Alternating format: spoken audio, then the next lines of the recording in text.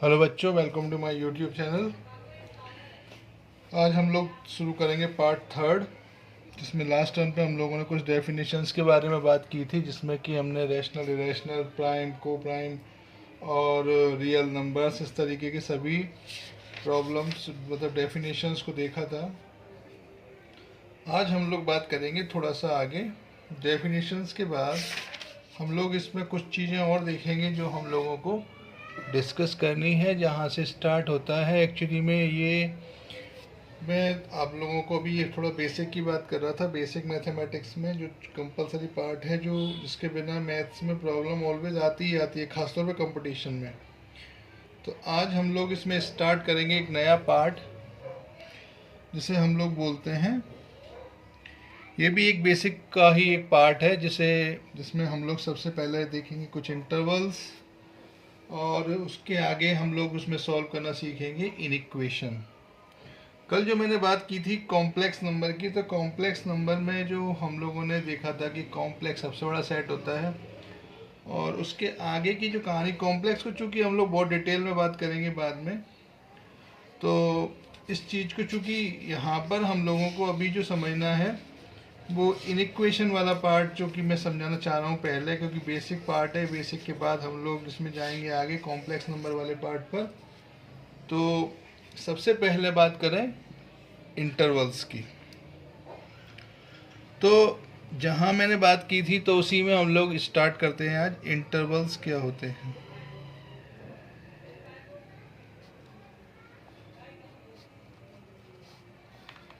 देखिए, इंटरवल में हम लोगों को जो बेसिकली पढ़ना है, ओपन, क्लोज्ड, दो मेन होते हैं, और हम लोगों ने कुछ सिंबल पढ़ रखे हैं मैथ्स में।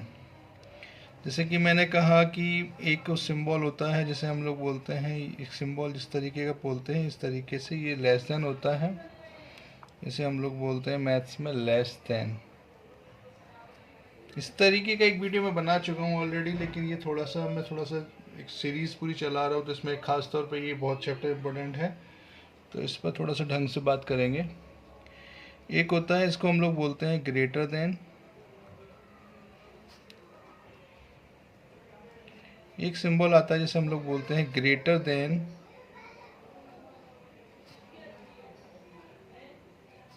और इक्वल टू। इसका सिंपली मतलब होता है ग्रेटर देन और इक्वल टू। और यहाँ पर एक और आता है जिसे हम लोग पढ़ते हैं लेस देन और इक्वल टू। तो ये चार तरीके के सिंबल है। तो इन इक्वेशन में सिर्फ इसी पर हम लोगों को बात करनी है बेसिकली। यहाँ पर अगर हम लोग ये समझ गए कि चार तरीके के सिंबल क्या काम करते हैं, तो बस इन इक्वेशन में हमें कोई दिक्कत नहीं आती। तो इंटरवल्स जो आते हैं कुछ इस तरीके की इन्हीं पर बेस्ड होते हैं। तो हम लोगों को सबसे पहला पढ़ना है, जिसे हम लोग बोलते हैं ओपन इंटरवल।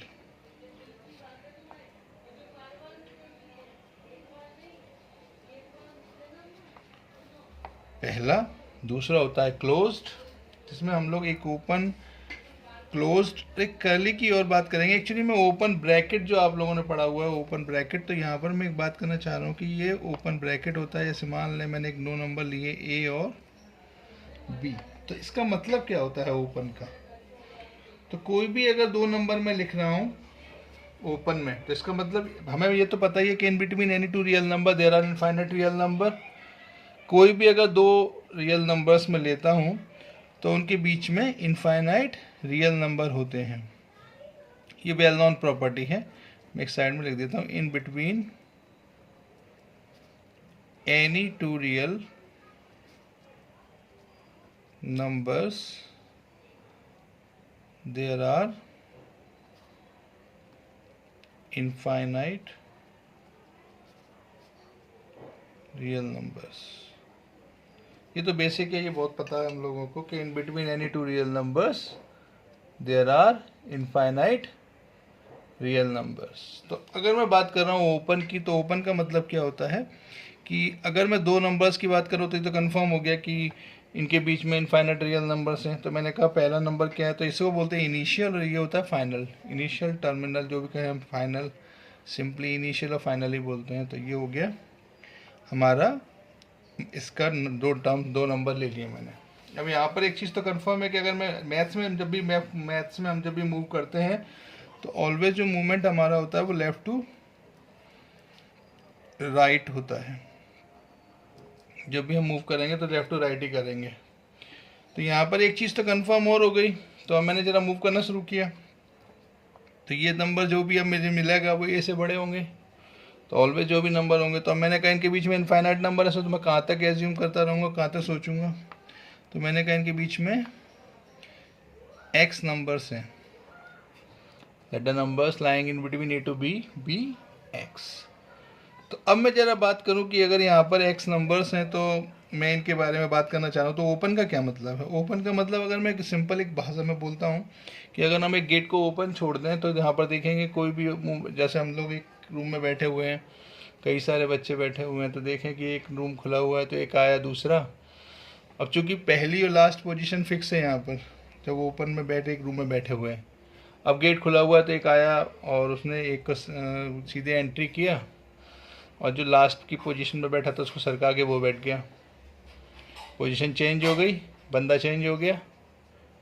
एक आया फिर से, उसने फर्स्ट पोजीशन सीधा, उसने वो आगे, एक होते हैं ना बैक बेंचर्स होते हैं और एक होते हैं सीधे फ्रंट पे बैठने वाले, तो उसने आया, वो बंदा उसने आया, सरकाया और वो आगे बैठ गया। इसका मतलब ये हुआ कि ओपन का मतलब ये है कि कोई भी आएगा कोई भी जाएगा, कोई कंडीशन वहाँ पर नहीं होती।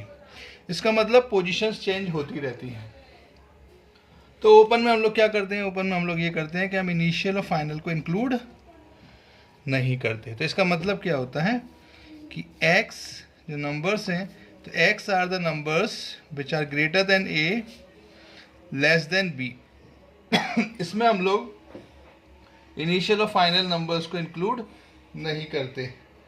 इनिशियल और फाइनल नंबर को इंक्लूड नहीं करते, तो यहाँ पर कौन सा यूज़ करते हैं सिंबल?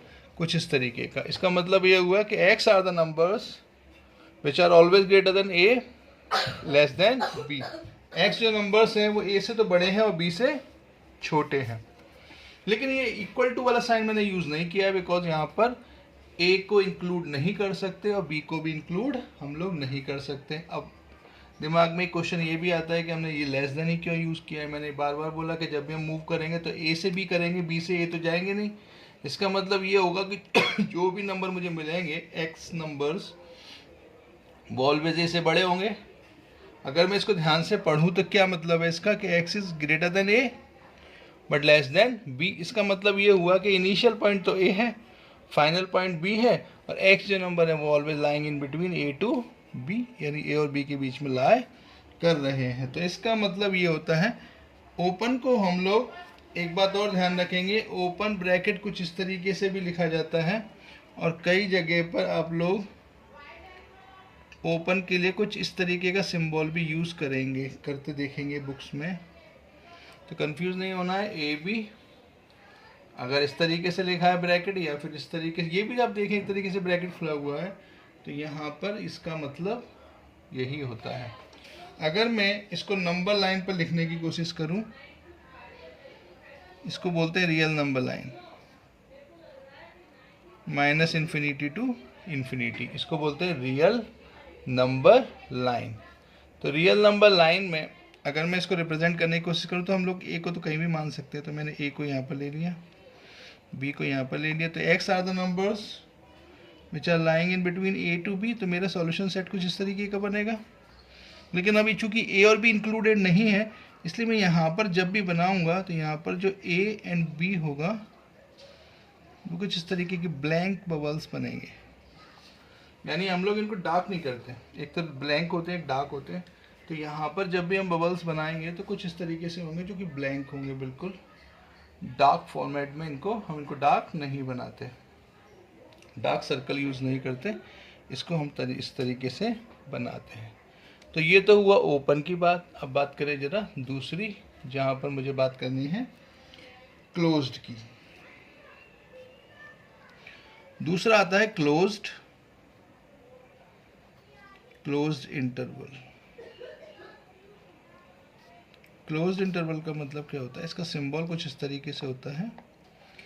और इस अगर मैंने यहाँ पर भी दो नंबर लिए, A and B are the numbers, then मैंने फिर से वही कहा कि there are infinite real numbers in between two numbers A and B. तो यहाँ पर लेकिन क्या होता है कि चूंकि क्लोज्ड है, मैंने गेट को क्लोज कर दिया, तो अब सिंपल सी बात तो ये है कि गेट अगर क्लोज हो गया तो इसका मतलब ये हुआ कि यहाँ पर अब बंदा एंट्री नहीं कर सकता कोई भी। तो जो पोजीशन है वो फिक्स हो गई। इनिशियल पर जो बैठा है, फर्स्ट सीट पर जो बैठा है वो फर्स्ट पर ही रहेगा, लास्ट में जो बैठा है वो लास्ट में रहेगा, जो बीच में बैठे हैं वो बीच में रहेंगे। इसका मतलब यहाँ पर पोजीशन फिक्स हो गई। अगर पोजीशन फिक्स हो गई तो हमारा काम खत्म हो गया। इसका मतलब मैं अगर ए और बी को इंक्लूड करता भी हूँ, मैं बोलूँगा फर्स्ट नंबर पर जो बैठा है वो मेरी पोजीशन उसकी फिक्स है, लास्ट की पोजीशन भी फिक्स है। तो अब यहाँ पर चूंकि पोजीशन फिक्स है, तो मैंने फिर से कहा कि इनके बीच में अगर नंबर्स है तो मैंने कहा x are the numbers. Then अगर मैं इसको रिप्रेजेंट करने की कोशिश करूँगा तो x are the numbers which are greater than A less than B. But यहाँ पर चूंकि मैंने कहा कि पोजीशन फिक्स है, तो यहाँ पर हम इन दोनों को भी इंक्लूड करते हैं। देयरफॉर हम लोग सिंबल जो लगाएंगे वो कुछ इस तरीके का साइन यूज करेंगे। Means x are the numbers which are greater than और equal to a but less than equals to, less than और इक्वल टू बी। ऑलवेज ध्यान रखेंगे लेस देन और इक्वल टू होता है, लेस देन एंड यूज नहीं होता यहाँ पर टर्म। यहाँ पर ऑलवेज यूज होता है लेस देन और इक्वल टू, ग्रेटर देन और इक्वल टू। ये भी कंफ्यूजिंग एक टर्म होता है जिसको आप लोगों को ध्यान रखना है। तो क्लोज्ड का मतलब सिंपली ये हुआ कि यहाँ पर हम लोग इन दोनों नंबर्स इनिशियल और फाइनल को इंक्लूड करते हैं। तो अगर मैं इसको रिप्रेजेंट करने की कोशिश करूँगा कुछ इस तरीके से रिप्रेजेंट होगा। ये बनेगा minus infinity real number line, then minus infinity to plus infinity. यहाँ पर क्या होगा इसकी पोजीशन, मैंने कहा अगर ये नंबर्स है तो मैंने कहा ए यहाँ पर है, बी यहाँ पर है, तो नंबर्स जो सेट बनेगा वो कुछ इस तरीके का बनेगा। तो यहाँ पर चूंकि ए और बी इंक्लूडेड है, इसलिए यहाँ पर जब हम ए और बी को लेंगे तो यहाँ पर डार्क बबल्स रिप्रेजेंट करते हैं, यानी कुछ इस तरीके से डार्क बबल्स बनाते हैं। यानी अगर डार्क बबल्स बने हुए हैं तो यहाँ पर इसका मतलब है ये इंक्लूडेड है, यानी A and B, x are the numbers. Set of values of x किस तरीके का है कि ए एंड बी के बीच में जो नंबर्स हैं वो सभी इंक्लूडेड है, इंक्लूडिंग ए एंड बी। यहाँ पर excluding A and B, including excluding. तो ये चीज़ आप लोगों को क्लियर होना बहुत ज़रूरी होता है। तो ये हुआ मेरा दूसरा पार्ट। तीसरा पार्ट जो आता है जिसे हम लोग बोलते हैं कर्ली। कर्ली को चूंकि इंटरवल कहें या कर्ली ब्रैकेट कहें, चूंकि कर्ली ब्रैकेट का फॉर्म होता है, इंटरवल में यूज़ होता है। एक्चुअली में टर्म तो यहाँ पर इंटरवल की है। तो यहाँ पर जब कर्ली यूज़ करते हैं तो कर्ली जो टर्म है वो कुछ इस तरीके से होती है। आप लोगों ने देखा होगा कि यहाँ पर अगर मैं बात करूँ, ये कर्ली ब्रैकेट होता है। एक्चुअली होते तो ब्रैकेट ही है, ओपन ब्रैकेट, क्लोज ब्रैकेट, लेकिन हम इसको इंटरवल की फॉर्म में लिख लेते हैं। तो कर्ली को इंटरवल में की फॉर्म में तो नहीं बोल सकते बिकॉज ये इंटरवल तो नहीं है, बिकॉज ये सिंपल कर्ली ब्रैकेट ही होता है। क्योंकि यहाँ पर जो फॉर्मेट होता है वो नंबर्स, यहाँ पर चूँकि इनफाइनाइट की बात होती है, जब भी बात होगी तो इनफाइनाइट की बात होगी, लेकिन यहाँ पर इन जनरल फाइनाइट की बात होगी, इनफाइनाइट की बात नहीं होती, कम होगी। तो यहाँ पर हम लोग, आप लोगों ने देखा होगा जब हम सेट थ्योरी पढ़ते हैं तो वहाँ पर हम लोग कर्ली ब्रैकेट यूज़ करते हैं। सेट थ्योरी में ब्रैकेट जो यूज़ होते हैं वो कैसे यूज़ होते हैं, कर्ली। तो ये जो चीज़ है ये भी समझना बहुत ज़रूरी है। तो मैं बात कर रहा हूँ ज़रा अब कर्ली की। कर्ली क्या होता है? कर्ली का सिंपली मतलब होता है कि जो कुछ मुझे दिखता है बस वही है, इसके अलावा कुछ भी इसमें नहीं है। जैसे मैंने कहा यहाँ पर ए बी सी 3 एलिमेंट है, तो मैंने कहा यहाँ पर मैंने इन्हें कॉमा से सेपरेट कर दिया। यहाँ पर भी एक टर्म आती है कि ए और बी के बीच में कॉमा लगा सकते हैं, यानी ओपन में क्लोज में लगा सकते हैं, बिल्कुल लगा सकते हैं। ये चूँकि फॉरेन जितने राइटर्स होते हैं उन्हें मैंने देखा है कि ये वो लोग इसमें कॉमा यूज़ करते हैं। इन जनरल मैं यूज़ नहीं करता बिकॉज मुझे लगता है कि इंटरवल को सेपरेट करने का, जब कॉमा से हम सेपरेट कर रहे हैं तो डिफरेंस को दिखाने के लिए जनरल अप्रोच में यहाँ पर चूँकि टर्म इनफाइनाइट है तो मैं इसमें ब्रैकेट कॉमा यूज़ नहीं करता। अदरवाइज कॉमा आप लोग यूज़ कर सकते हैं, मैथमेटिक्स में ये वैलिड है। कर्ली ब्रैकेट का मतलब होता है ए बी सी से मैंने कॉमा से सेपरेट कर दिया है, इसका मतलब यहाँ पर सिंपली 3 एलिमेंट है। तो इसका मतलब जो कुछ मुझे दिखता है बस वही है, इसके अलावा यहाँ पर कुछ भी नहीं है। 1 मैंने अगर एलिमेंट लिए कुछ इस तरीके से, सपोज करिए मैंने लिया 1 2 3 4 5 6 7 8 9 10, तो यहाँ पर जो मुझे दिखता है बस वही होता है, इसके अलावा यहाँ पर कुछ भी नहीं होता।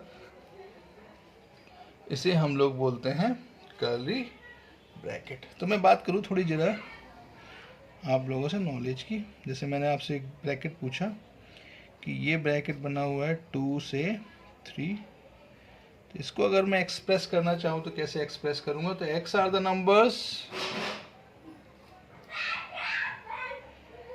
x are the numbers which are greater than, चूँकि यहाँ पर क्लोज 2 पर क्लोज्ड है इसलिए यहाँ पर इसको इंक्लूड करेंगे, इसको एक्सक्लूड करेंगे। तो x are the numbers which are greater than equals to 2 but less than 3।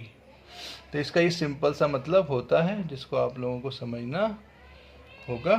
Next अगर मैं लिखना चाहूँ, मैंने लिखा 5 to 7, ध्यान रखेंगे 7 to 5 कभी नहीं लिखा जाता, 5 to 7 ही लिखेंगे। ये चीज़ आपके दिमाग में सेट होनी चाहिए।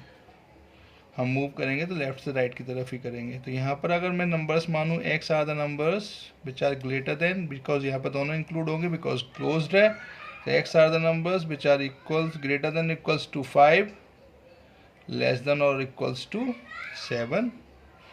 नेक्स्ट मैंने अगर लिखा, यहाँ पर मैंने लिखा 1 2 5, इसका मतलब ये हुआ कि x are the numbers excluding 1 including 5, it means x are the numbers which are greater than 1 less than equals to 5। कुछ इस तरीके से कंडीशंस आप लोगों को दिखाई देंगी। तो ये जो मेथड है, ये जो लिखने का तरीका है, इसको हम लोग बोलते हैं ओपन। चूँकि ये ओपन क्लोज है, ये क्लोज ब्रैकेट कहलाता ही है, इसको क्लोज ओपन बोलते हैं। लेकिन इसका सिंबल का मतलब आप लोगों को समझ में आना बहुत ज़रूरी होता है। जैसे कि मैं और थोड़ा सा बात करूं, मैंने कहा 2 to 7 both are open, it means x are the numbers which are greater than, only greater than, because यहाँ पे ये दोनों एक्सक्लूड होंगे, तो greater than 2 less than 7। तो ये जो ब्रैकेट की बात मैंने की, ये आप लोगों के बहुत काम की चीज़ है, तो आप लोग इसको बहुत अच्छे से ध्यान रखेंगे। तो हमने 3 तरीके की ब्रैकेट्स की बात करी है, एक ओपन, एक क्लोज और एक कर्ली। तो ओपन, क्लोज्ड एंड कर्ली। एक बात और आप जो चीज़ मुझे बतानी है वो ध्यान रखेंगे, minus infinity and infinity always open की फॉर्म में यूज होता है, because minus infinity and infinity are defined but not well defined. Minus infinity and infinity are the defined terms but not well defined. Well defined का मतलब ये होता है कि अगर मैं इंडिया से पाकिस्तान, लंदन, दुनिया के किसी भी छोर पर चला जाऊँ, किसी भी कंट्री में चला जाऊँ, हर जगह पर एक ही भाषा बोली जाए, यानी ए को मैं ए ही बोलूँगा दुनिया के किसी भी कोने पर। तो इसी तरीके से माइनस इन्फिनिटी मीन्स होता है ग्रेटर देन द ग्रेटेस्ट। तो ग्रेटर देन द ग्रेटेस्ट का मतलब, यानी एक नंबर जहाँ तक हम सोच सकते हैं उसमें अगर मैं +1 ऐड कर दूँ देन वो इन्फिनिटी है। तो सिंपल सी भाषा में, लेकिन चूंकि ये पूरी तरह से डिफाइंड नहीं है, वेल डिफाइंड नहीं है, हर किसी के लिए इन्फिनिटी के मतलब अलग अलग निकलेंगे, हर कोई इसका मीनिंग अलग लेगा, इसीलिए हर किसी के लिए इसकी वैल्यू अलग अलग है। तो इसीलिए मैं यहाँ पर बात करता हूँ कि यहाँ पर माइनस इन्फिनिटी और इन्फिनिटी को मैथ्स में ऑलवेज ओपन की फॉर्म में ही लिया जाता है। ठीक है, कहते हुए एक बुक आपने सुनी होगी, रामानुजन नोज इन्फिनिटी, यानी रामानुजन एक ऐसे मैथमेटिशियन थे जो इन्फिनिटी को जानते थे। कोई जाने ना जाने वो तो कम से कम जानते थे, हमारे ग्रेट मैथमेटिशियन रामानुजन। तो वर्ल्ड उन्हें दुनिया मानता है, मैथ्स की दुनिया में। खैर उनका कंट्रीब्यूशन तो कोई कह ही नहीं सकता। तो ये बात करें अपन, तो मैंने जो बात की आप लोगों से, ये तो था मेरा ब्रैकेट के बारे में। अब मैं बात करना चाह रहा हूँ ज़रा इनइक्वेशन पार्ट की। देखिए, इनइक्वेशन मैथ्स का सबसे इम्पोर्टेंट पार्ट है, जहाँ पर आप लोगों को ये पता होना बहुत ज़रूरी है कि इनइक्वेशन सॉल्व कैसे होता है। तो इनइक्वेशन को सॉल्व करने के लिए हम लोग इसमें थोड़ा सा, आप लोग अभी थोड़ा सा ब्रैकेट्स के बारे में पढ़ेंगे, ब्रैकेट्स को समझेंगे, इनइक्वेशन को सॉल्व करना हम लोग सीखेंगे। तो इनइक्वेशंस को सॉल्व करने का तरीका मेरे हिसाब से, देखें, दो तरीके होते हैं इनइक्वेशंस को। आप किसी भी दुनिया के किसी भी एग्ज़ाम को देंगे, मैंने अभी ये जो मेन सीरीज़ चला रहा हूँ मैं एनडीए के लिए, मैंने मोबाइल से भी बोला हुआ है कि एनडीए की एग्ज़ाम शो सीरीज़ है ये, जिससे कि आप लोगों का रिवीजन हो जाए और आप लोग एनडीए को बहुत अच्छे से दे पाएँ, बिकॉज ये अप्रैल में है। कोशिश करेंगे जितना सिलेबस कवर हो पाए, लेकिन इसमें कुछ चीज़ें जो मैं बेसिक चीज़ें वो जरूर मैं अच्छे से कराना चाह रहा हूँ, बिकॉज उसका बहुत इंपॉर्टेंस है। यहाँ पर देखें, इनइक्वेशन के क्वेश्चंस बहुत ट्रेंड में आने लगे हैं। मॉडुलस तो 87 आता था, लेकिन अब इनइक्वेशन भी ट्रेंड में आ गया है मार्केट में। तो ये आप लोगों को बहुत बेसिक पार्ट में काम आएगा, क्योंकि 11th में आप लोग पढ़ते हैं इनइक्वेशन को बहुत डिटेल में। आप लोगों ने लेकिन इनइक्वेशन को बहुत बेसिक पढ़ा हुआ है, अगर आप देखते हैं 11th में तो बहुत बेसिक पढ़ाते हैं। तो इनइक्वेशन के दो तरीके होते हैं, एक तो वेरिफिकेशन करना, वेरीफाई करना। तो मैंने वेरीफाई करना बहुत अच्छे से सिखाया हुआ है अपने वीडियोस में, आप देखें, मेरे पीछे लास्ट वीडियो होगा उसमें। तो उस वीडियो को अगर ध्यान से देखेंगे, थोड़ा सा उसमें लाइट का इशू था, अभी थोड़ा सा और काम कर रहा हूँ मैं इस चीज़ पर। लेकिन अभी अगर आप लोग ध्यान से देखेंगे, उसको ध्यान से देखेंगे, तो उसमें बहुत कुछ आपको मिलेगा नया, जो शायद आपको यूट्यूब पे तो कहीं नहीं मिल सकता। तो इनइक्वेशन को डिटेल में समझने का तरीका क्या है, इनइक्वेशन होती क्या है, पहले तो समझ में आना चाहिए कि इक्वेशन क्या होती है। इक्वेशन ही नहीं पता होती हम लोगों को। इक्वेशन का मतलब होता है, इक्वेशन से पहले हम लोगों को ये समझना होता है टर्म क्या होती है। तो अगर मैं कोई भी एक टर्म लिखता हूँ और टू और मोर देन टू टर्म्स को अगर मैं इसकी बात करूँ, तो ये क्या है, ये एक्सप्रेशन है, क्योंकि इसमें इक्वल टू नहीं लगा हुआ है। तो एक्सप्रेशंस को, जैसे मान लें ये ले लें अपन 3x + 1 सपोज करना चले, तो ये दो टर्म है, तो इसको क्या बोलेंगे, एक्सप्रेशन। अगर मैं सिंपल इसको लिखूं तो क्या बोलेंगे इसको, टर्म। अगर मैं 3x को बोलूँ तो ये टर्म है, 1 क्या है, टर्म है, और 3x + 1 क्या है, ये एक्सप्रेशन है। अगर मैं कोई भी टू और मोर देन टू एक्सप्रेशंस को इक्वेट कर दूं, सपोज करें मैंने एक एक्सप्रेशन और लिखा x + 5, तो चूंकि यहाँ पर इक्वल टू लग गया, तो इसको अब बोलते हैं इक्वेशन। क्यों, क्योंकि अगर इसको सिंपली सॉल्व करें तो देखें 3x - x कितना हो जाएगा, ये हो जाएगा 5 - 1, इट मीन्स मेरा आ जाएगा 2x = 4। ये सिंपल जो मेरे पास आया, इस पूरे को हम लोग बोलते हैं इक्वेशन। देखें, = 0 भी आ गया।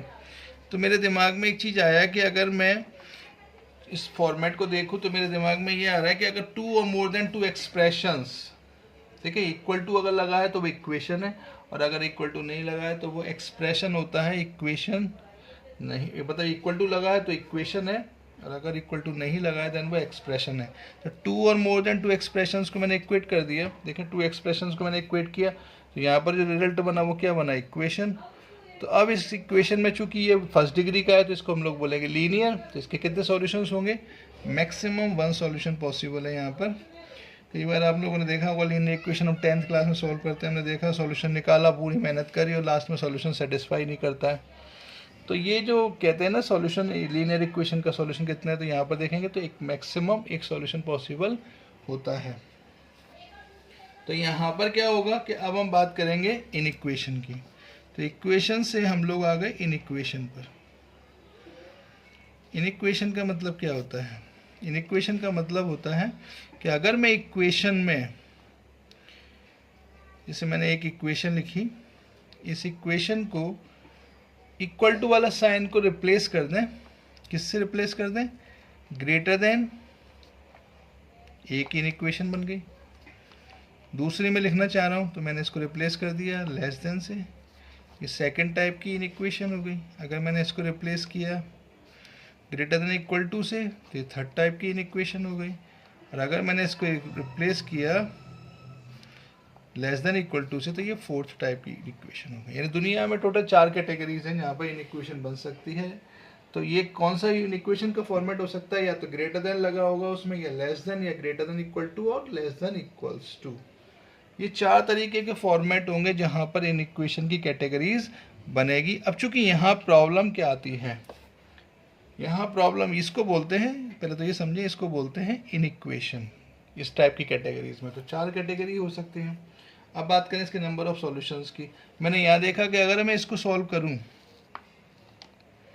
तो यहाँ पर कितने सॉल्यूशंस बनना है, ओनली 1, क्योंकि x equals to 2x equals to 4 हो जाएगा, देन x इक्वल्स टू 4/2 मतलब 2 आ जाएगा। तो नंबर ऑफ सॉल्यूशंस कितने हुए, 1 हुए। अब चूंकि यहाँ पर मैं देखूँ तो इन इक्वेशन के कितने सॉल्यूशंस पॉसिबल हो रहे हैं, तो ये मुझे सोचना पड़ेगा कि यहाँ पर इन इक्वेशन के कितने सॉल्यूशंस हो रहे हैं। तो इसको सॉल्व करने का जो पूरा मेथड है, इस पूरे मेथड को समझना ही हमारा काम है। सपोज करिए मैंने एक बहुत छोटा सा एग्जांपल लिया, x ग्रेटर देन, सपोज करिए मैंने x ग्रेटर देन 0 ले लिया। अब मैंने कहा ये भी एक इनइक्वेशन है, ये मैंने 5th इनइक्वेशन बना दी। मैंने कहा इसके सॉल्यूशन, एक बहुत छोटा सा एग्जांपल ले रहा हूँ, तो मैंने कहा इसके कितने नंबर ऑफ सॉल्यूशंस होंगे, तो आपने कहा, मैंने कहा 1 रख के देखें, एटेड ट्रायल लगा के देखें। मैंने कहा सबसे पहले 1 रखो तो 1 इज ग्रेटर देन 0, सही है। 2 रखें, 2 ग्रेटर देन 0, सही है। 3 रखें, 3 ग्रेटर देन 0, सही है। 1 लाख रखें तो ग्रेटर देन 0 होता है, तो सही है। 1 करोड़ रखें तो ये भी सही है। यानी ऐसे कितने सॉल्यूशंस हो रहे हैं, इनफाइनाइट, 2 3 4 5 6 7। लेकिन अब मैंने कहा कि 0 रख के देखें, तो 0 तो ग्रेटर देन 0 नहीं होता, बिकॉज 0 तो इसका सॉल्यूशन नहीं हुआ, 0 इसका सॉल्यूशन नहीं हुआ। मैंने कहा -1 रख के देखो, -1 भी इसने भी इसको सेटिस्फाई नहीं किया। -1 कभी भी ग्रेटर देन 0 नहीं होता, इसका मतलब -1 भी इसका सॉल्यूशन नहीं है। तो मैंने इस तरीके से कई सारे नंबर रखने की कोशिश करी नेगेटिव, तो ये सभी नंबर इसको सेटिस्फाई नहीं कर रहे, बिकॉज ये भी ग्रेटर देन नहीं है, ये भी ग्रेटर देन नहीं है। तो फिर ऐसे इनफाइनाइट नंबर है जो इसको सेटिस्फाई कर रहे हैं, और ऐसे इनफाइनाइट नंबर है जो इसको सेटिस्फाई नहीं कर रहे। यानी इस केस को हम लोग बोलते हैं, पूरे सिस्टम में इनफाइनाइट नंबर्स, हम लोगों को करना क्या है, हम लोगों को फाइंड करना है set of values of x, set of values of x। यानी हमें x की वैल्यूज का एक सेट फाइंड करना है जो इस इनइक्वेशन को सेटिस्फाई करे, विच सेटिस्फाई द गिवन इनइक्वेशन। तो मैंने देखा कि अगर x की वैल्यूज़ अगर मैं यहाँ पर रख रहा हूँ, तो ये set of values of x को फाइंड करना ही मेरा काम है। तो इन इक्वेशन में तो ये प्रॉब्लमेटिक हो गया, क्योंकि ऐसे तो इनफाइनाइट नंबर है इसको सेटिस्फाई नहीं कर रहे, और ऐसे इनफाइनाइट नंबर है इसको सेटिस्फाई कर रहे हैं। तो हम इसको ढूंढेंगे कैसे, हिट एंड ट्रायल लगाएंगे, तो कब तक लगाएंगे। तो इस पूरे सिस्टम को समझने के लिए हम लोग हेल्प लेते हैं एक मेथड जिसका नाम है, मैथ्स में जिसको हम लोग बहुत अच्छी तरीके से बोलते हैं, एक सिस्टम बनाया गया और इसका कुछ नाम दिया गया, बेबी कर्व मेथड। इस पूरे सिस्टम को सॉल्व करने के लिए एक मेथड बनाया गया। इस मेथड को हम लोगों को पढ़ना है, क्योंकि ये मैंने बार बार बोल रहा हूँ, ये बहुत काम का मेथड है, आप लोगों को समझ में आना चाहिए। हिंदी में इसको बोलते हैं तरंग वक्र विधि। ये तरंगों पर बेस्ड होता है, वेव्स जो बनते हैं हमारे पास। अब यहाँ पर अगर मैं बात करूँ, तरंग कभी भी आप देखेंगे, तरंग जो मूव करती हैं वो नीचे से ऊपर जाती है, ऊपर से नीचे आती हैं। तो ये भी मेथड कुछ इसी तरीके से होता है। हम लोग जानते हैं मैक्सिमम पे कोई चीज़ जाएंगे, हमने मैक्सिमम नीचे से पत्थर को ऊपर अगर मैं फेंकूँ, थ्रो करें, तो यहाँ पर देखेंगे कि अगर मैं इसे अपवर्ड डायरेक्शन में थ्रो करूँगा तो इसका मतलब ये कंफर्म है कि एक वो मैक्सिमम हाइट पर जाएगा, और मैक्सिमम हाइट से वो कुछ देर रुकता है। आपको पता ही है, वह फिजिक्स का कंसेप्ट होता है, वेलोसिटी 0 हो जाती है तो वहाँ पर हल्का सा ठहरता है, फिर वो धीरे से नीचे, फिर नीचे आना शुरू होता है। जब वो नीचे से ऊपर जाएगा तो पॉजिटिव है, ऊपर से नीचे आएगा तो निगेटिव हो रहा है। तो ये पूरा सिस्टम भी इसी प्लस माइनस पर बेस्ड होता है। तो इसको हम लोग कंटिन्यू करेंगे कल। मैं चाहूँगा, आई होप कि आप लोगों को थोड़ा बहुत समझ में आया होगा आज। इसी को आप लोग थोड़ा सा रिवाइज करें ढंग से, क्योंकि इसकी प्रैक्टिस हम लोग कंटिन्यू करेंगे कल। और इसके बारे में थोड़ा जानेंगे कि हम लोगों को इसमें क्या नया सीखना है, किस तरीके से हम इसको यूज़ करेंगे, किस तरीके से हमारे ये काम आएगा। तो आप लोगों को मुझे समझ लगता है कितना समझ में आया होगा। थैंक्स फॉर वॉचिंग, धन्यवाद।